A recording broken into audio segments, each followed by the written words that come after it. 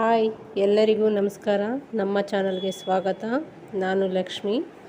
ಇವತ್ತಿನ ರೆಸಿಪಿ ಬಂದು ತಲೆ ಮಾಂಸದ ಸಾಂಬಾರು, ಮೇಕೆ ತಲೆ ಮಟನ್ ಸಾಂಬಾರು ಮಾಡೋದು ಹೇಗೆ ಅಂತ. ತುಂಬಾ ಟೇಸ್ಟಿಯಾಗಿ, ತುಂಬಾ ಸಿಂಪಲ್ಲಾಗಿ, ಕ್ವಿಕ್ಕಾಗಿ ಮಾಡ್ಕೊಳ್ಳುವಂಥ ರೆಸಿಪಿ. ಹೆಲ್ದಿ ಫುಡ್ಡು ಕೂಡ ತುಂಬಾ ಈಸಿಯಾಗಿ ಮಾಡ್ಕೊಳ್ಳುವಂಥ ರೆಸಿಪಿ. ಒಂದು ಸಲ ತಿಂದರೆ ಪದೇ ಪದೇ ತಿನ್ನಬೇಕು ಅನಿಸುತ್ತೆ.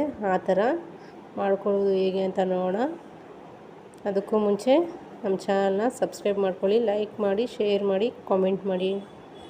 ನೋಡೋರಲ್ಲ, 1 kg ತಲೆ ಮಾಂಸ ನಾನಿಲ್ಲಿ ವಾಶ್ ಮಾಡಿ ತೊಗೊಂಡಿದ್ದೀವಿ. ಮತ್ತು ಒಂದು ಕುಕ್ಕರನ್ನು ಬಿಸಿಯಾದ ನಂತರ ಎಣ್ಣೆ ಏನು ಯೂಸ್ ಮಾಡಿಲ್ಲ, ಹಾಗೆ 1 kg ಮಾಂಸವನ್ನು ಕುಕ್ಕರ್ಗೆ ಸೇರಿಸ್ಕೊಳ್ತಾ ಇದ್ದೀವಿ. ನೋಡೋಲ್ಲ, ಇವಾಗ ಒಂದು 5ರಿಂದ 10 ನಿಮಿಷ ಡ್ರೈ ರೋಸ್ಟಾಗಿ ಫ್ರೈ ಮಾಡ್ಕೊಳ್ಳೋಣ.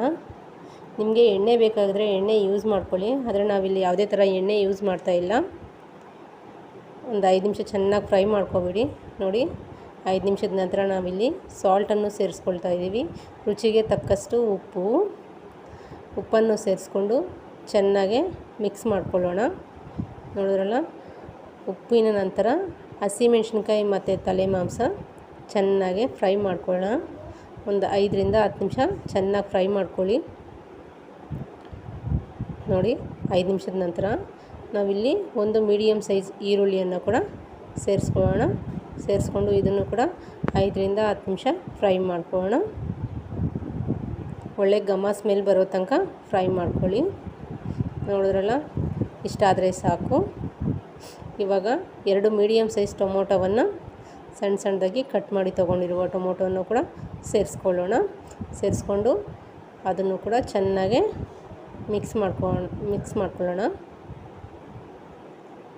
ನೋಡಿ, ಅಷ್ಟರಲ್ಲಿ ನಾವೊಂದು ಮಿಕ್ಸಿ ಜಾರನ್ನು ತೊಗೊಳ್ಳೋಣ. ಅದಕ್ಕೆ ಸ್ವಲ್ಪ ಕೊಬ್ಬರಿ, ಒಂದು 2ರಿಂದ 3 ಬೆಳ್ಳುಳ್ಳಿ, 1 ಈರುಳ್ಳಿ, ಸ್ವಲ್ಪ ಶುಂಠಿ.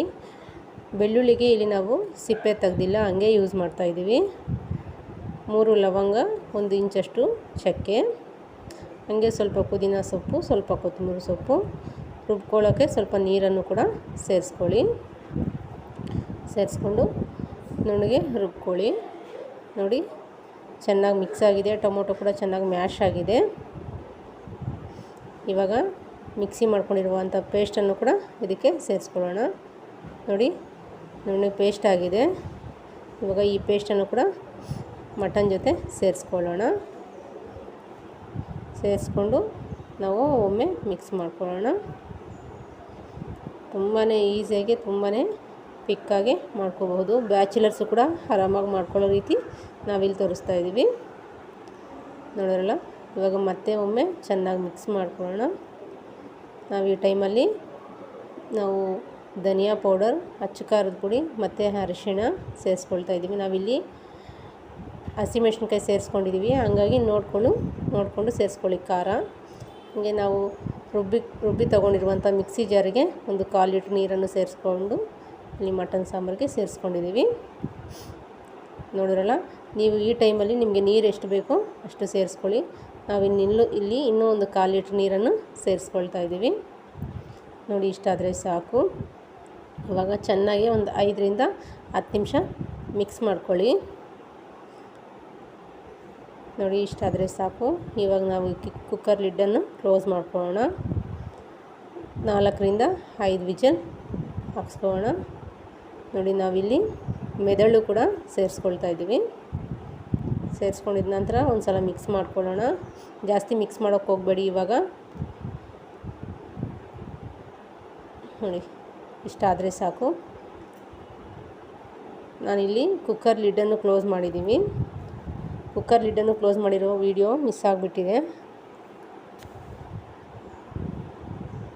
ನೋಡಿದ್ರಲ್ಲ, ಚೆನ್ನಾಗಿ 3/4% ಬೆಂದಿದೆ. ಹಾಗಾಗಿ ನಾವಿಲ್ಲಿ ಕುಕ್ಕರ್ ಲಿಡ್ಡನ್ನು ಕ್ಲೋಸ್ ಮಾಡಿ 3 ವಿಜಲ್ ಹಾಕ್ಸ್ಕೊಂಡಿದ್ದೀವಿ.